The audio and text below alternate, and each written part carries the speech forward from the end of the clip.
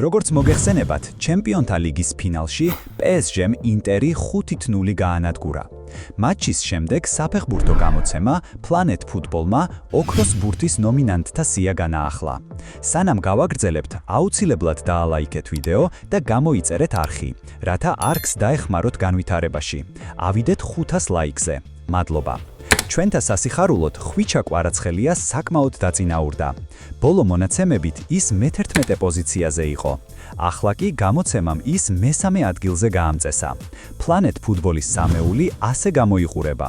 პირველი ადგილი უსმან დემბელე, მეორე ადგილი ლამინ იამალი, მესამე ადგილი ხვიჩა კვარაცხელია. გამოცემა კვარაცხელიაზე წერს: 2 ლიგის ტიტული და ჩემპიონთა ლიგის გამარჯვებული. კვარადონა ჩემპიონთა ლიგის ფინალში შესაძლოა საუკეთესო არ იყო, მაგრამ მან მაინც გაიტანა გოლი და თამაშს ვარსკვლავური მტვერი შესწინა. დარწმუნებული ვართ, რომ ამჟამად უფრო სასიამოვნო, უნიკალური და ნიჭიერი ფეხბურთელი არ არსებობს. ხვიჩას ყურება ნამდვილი სიამოვნებაა.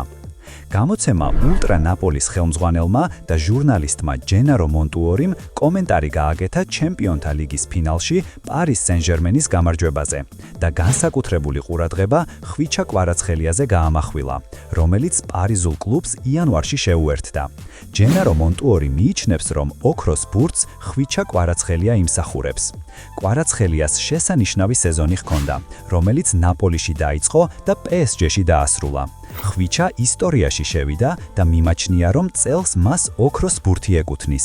კვარაცხელიამ ამ სეზონში 2 ქვეყნის ჩემპიონატი, იტალიისა და საფრანგეთის, ასევე საფრანგეთის თასი და ჩემპიონთა ლიგა მოიგო. მართალია სერია 100 ჩემპიონობისთვის კვარას ოქროს მედალი არ მიუღია, რადგან მხოლოდ სეზონის ბოლოს განაცხადში მყოფი ფეხბურთელები დაჯილდოვდნენ, მაგრამ სამართლიანობა მოითხოვს.